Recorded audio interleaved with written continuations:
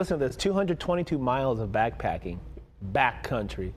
They sailed across the Pacific Ocean, surfed, scuba diving. The adventures just keep on they're just getting started, apparently. Michael and Melissa Harlow in the house, the Adventure Travelers. Welcome, you guys. Thank you. Thank you. Where does this rank on your adventures? Because now you're here with us. Look at that. This is pretty. This is awesome. This is another adventure that we haven't done. How do you get into this? Because the question, how do you get into adventure blogging? First, you have to get into adventures. Of course. To blog about it. But what made you think this is what we want to do? Well, a while back, we owned an elder care business, and something that we constantly heard from the older people that we, took care of was, to live life while you're alive, and basically, do things that you can while you're healthy. So Melissa and I decided to basically scrap everything that we were doing. Wow. Yeah, and go off and start adventure. So you guys were one of these people who say, like, that's enough.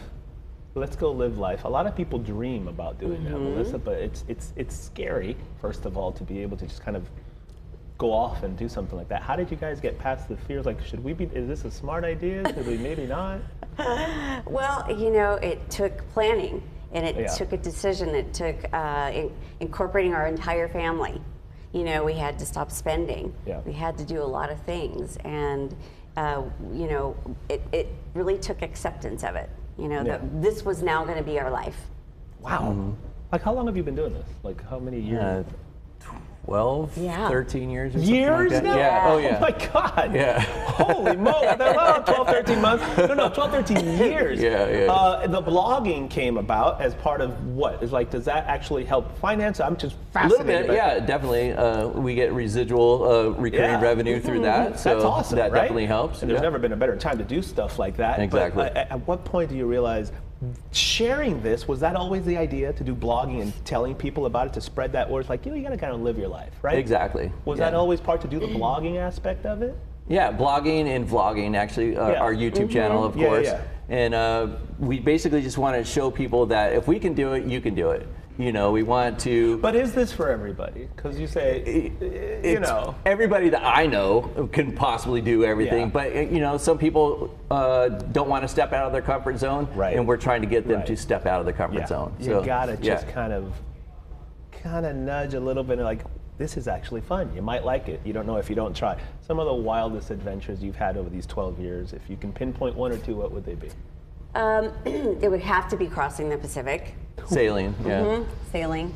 There was just high highs. Oh my God, was it just you low two? lows. Just us two on that boat. Just us. And I'm not a water person, he is. So, I had to learn how to sail. I had to, conquer my fear Wait, Michael, of water. Melissa's not a water person. Let's go sailing across the Pacific? She is the craziest, awesome person. You have to put faith in your spouse or your partner, whoever you're going, you're traveling with. I put my life in his hands. He put his life in my hands. I mean, obviously he knows how to sail.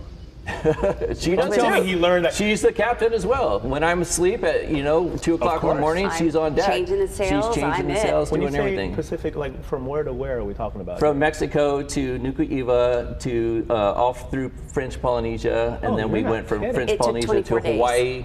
24 days. God. Out at sea.